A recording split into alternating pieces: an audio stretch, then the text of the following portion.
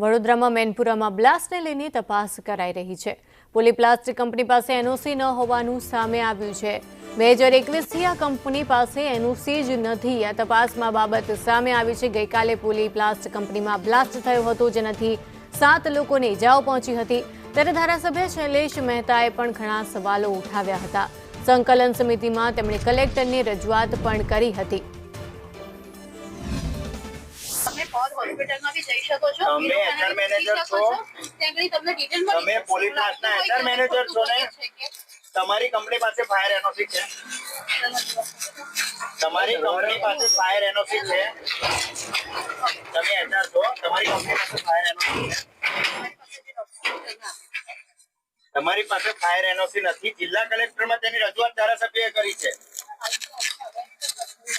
જિલ્લામાં આજે સંકલનની મીટિંગ હતી, ધારાસભ્યએ રજૂઆત કરી છે। ફાયર એનઓસી કેમ નથી? ફાયર એનઓસી છે? ફાયર એનઓસી છે?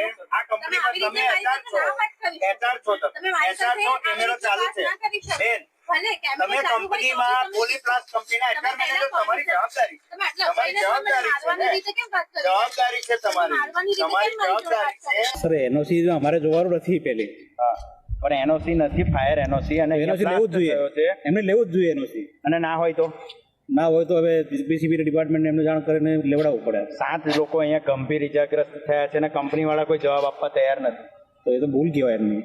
તો આપ શું કાર્યવાહી કરવાના છો? સાહેબ મારા હાથમાં નથી આ વસ્તુ, મારું આખું ડિપાર્ટમેન્ટ અલગ છે। પણ આપ શું કાર્યવાહી કરવા આવ્યા છો? શું કરવા આવ્યા છે? યુનિટ ચાલુ છે કે બંધ એ જોવા માટે આવ્યા છે। યુનિટ બંધ છે તો બસ એમ નીકળી જાય અમારે। નહીં, આપ પૂછો ને, અંદર છે એચઆર ને બધા જ છે, અંદર જ છે, તમે જાઓ અંદર ને પૂછો, સવાલ કરો। ફાયર એનઓસી છે નહીં, તપાસ તો કરો। લેવું જ પડે આપણે સાહેબ, પણ ફાયર એનઓસી નથી, તમે તપાસ કરો ને, એવું કહું છું કે પહેલી તો પ્રાયોરિટી એ જ હોવી જોઈએ કે ભાઈ કંપની પાસે ફાયર એનઓસી નથી તો શું પગલાં લેશે? એમને સર લેવડાવવું જ પડે, એ ડિપાર્ટમેન્ટનું કામ છે, જીપીસીબી ને એ ડિપાર્ટમેન્ટનું છે, ફાયર ડિપાર્ટમેન્ટનું। આપનો શું હોદ્દો છે? અમારું સર કામ, અમારું ઇન્સેન્ટિવ આપવાનું છે, સબસિડી આપવાનું એના માટેનું છે। તમારી શું કંપનીમાં જવાબદારી છે? મારી હું અત્યારે જે પ્રોડક્શનમાં છું। પ્રોડક્શનમાં છો તો જે આ ગંભીર થયા, હા, દુર્ઘટના બની, ત્યારે તમે ક્યાં હતા? હું એ પ્લાન્ટમાં નથી, મારો બીજો પ્લાન્ટ છે। હું એકચ્યુઅલી એઝ એ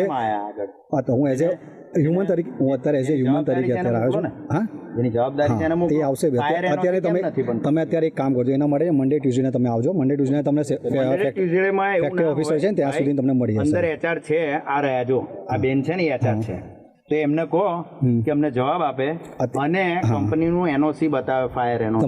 હું તમને એ જ કહું છું, ટેકનિકલ પર્સન નથી હું, તમને ખાલી કહેવા પ્રમાણે મંડે ટ્યુઝડે તમને મળી જશે। કેમેરાની સામે કેમ નથી આવતા? શું તમને મંડે ટ્યુઝડે તમને મળી જશે, કશું નથી। વાત કરીશું ડભોઈમાં મેનપુરા ગામ આવેલું છે, ત્યાં પોલીપ્લાસ્ટ કેમિકલ ઇન્ડિયા નામની કંપની આવેલી છે કે જ્યાં આ કંપની પાસે ફાયર એનઓસી નથી તેવું ધારાસભ્યએ રજૂઆત કરી છે। સંકલન સમિતિમાં ધારાસભ્ય શૈલેષભાઈ મહેતા દ્વારા જે રજૂઆત કરવામાં આવી હતી કે ડભોઈ તાલુકાના પોલીપ્લાસ્ટ કેમિકલ પ્લાન્ટ જે આવેલો છે, કંપની આવેલી છે કેમિકલની, તેની પાસે ફાયર એનઓસી નથી। હાલ વાત કરવામાં આવે તો આપણે આ કંપનીની બહાર ઊભા છે। મળસ કે આ કંપનીમાં બ્લાસ્ટ થયો હતો અને 7 જેટલા વર્કરોને અહીંયા ગંભીર ઇજાઓ થઈ હતી, પરંતુ કંપનીના એચઆર મેનેજર તેમજ અહીંયા આવેલા ડભોઈના નાયબ મામલતદાર ગુપ્તગુ કરી રહ્યા છે, ક્યાંક છુપાવવાનો, ક્યાંક પડદો નાખવાનો પ્રયત્ન કરી રહ્યા છે। 7 લોકોના જીવનો સવાલ છે। શું ઘોડા છૂટ્યા પછી તબેલાને તાળા મારવાનો વખત આવશે? આ કંપની પાસે ફાયર એનઓસી નથી એટલે સમજો કે મોતને નિમંત્રણ આપતી સીધી આ કંપની છે, કેમિકલની કંપની છે। અનેકો વાર રજૂઆત કરી છે, સરપંચ પણ અંદર ગયા છે, પરંતુ 1 કલાકથી બહાર નથી આવ્યા। આવી કંપનીઓને તાળા વાગી જવા જોઈએ। કેતન કુમાર, સંદેશ ન્યૂઝ, ડભોઈ, વડોદરા।